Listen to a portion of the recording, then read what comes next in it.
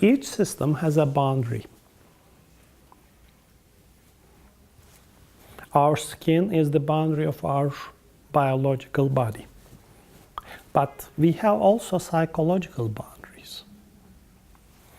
Imagine that we have a psychological boundary. Let me try to show you. Who would you like to come here?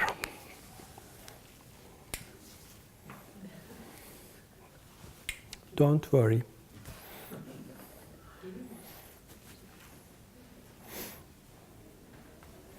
Okay. Can we know something about you? Can you introduce yourself? Yeah, my name is Hilal. I'm in training sector. Was working as a human resources. Okay. Hilal, can you show us your no with your hand? No. So this is Hilal's boundary. That means you can close to Hilal up to so far, but you cannot go any further. But let me show you another thing.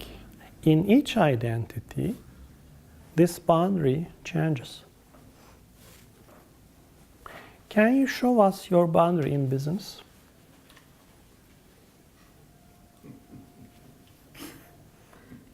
Changes. Show by your hand.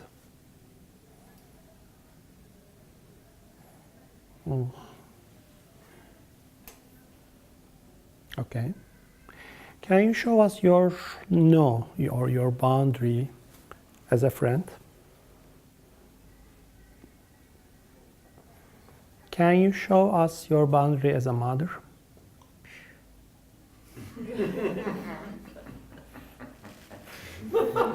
No boundary at all. Okay. Can you show us your boundary as a woman?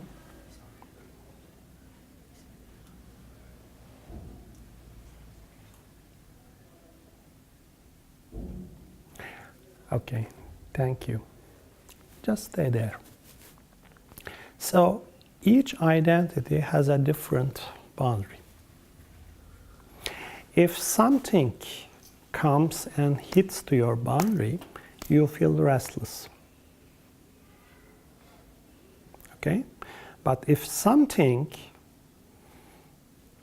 hits your boundary and crashes your boundary and comes inside, then it is illness. You try to get this thing out of your boundary. But if it comes inside your body, it's a chronic illness. Imagine the people in your life. Some people are inside your boundary. Some people are out of your boundary, but some people inside you. You have no shield against these people. These are usually your family members. But many psychological problems comes from this boundary issue. Okay, can you show us again your business boundary?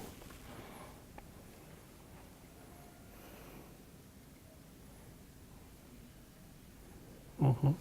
How strong is it? Can I touch your hand? Yeah.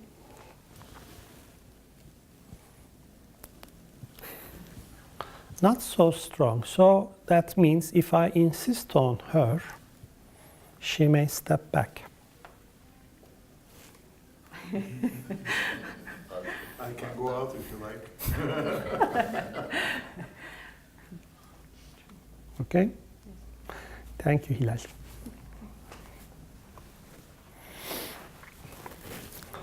So, I can give you a rough statistics about psychological problems. Psychological illnesses or mood disorders can be solved around 25% by experienced therapists. But the success rate in chronic illnesses, I mean personality disorders or severe mental problems, it's only 2%. It is not because it is so severe. It's because chronic illness is inside you and you define yourself by it. For example, if you say that I am alcohol addicted, that means it is my identity. And it means that it's a part of me.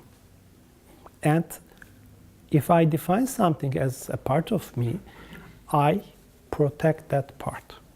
My unconscious doesn't fight with it, but does protect it against everything.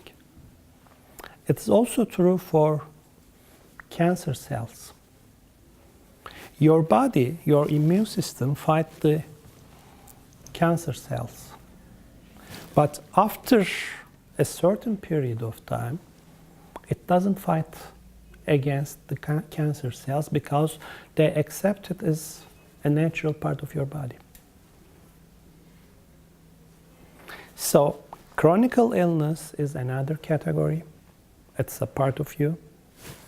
Illness is something that disturbs you and you want to get it out of your system. Frustration means something disturbing your boundaries. Which one is easier? Yeah, that's right. So, the most important part of it is if you perceive the threat early, then you can fight with it easily. But if it comes here, it's harder to fight. But if it comes inside you, it's almost impossible to fight because you give up fighting. It's true for companies. If there's a structural problem in a company, if you see the symptoms, you should intervene immediately. But on the other hand, if the problem is permanent, it is harder to fight with it. You need structural changes or organizational changes in your company. But if it's a part of you, you are not even aware of the problem. You think that it is part of your culture. So you protect the problem.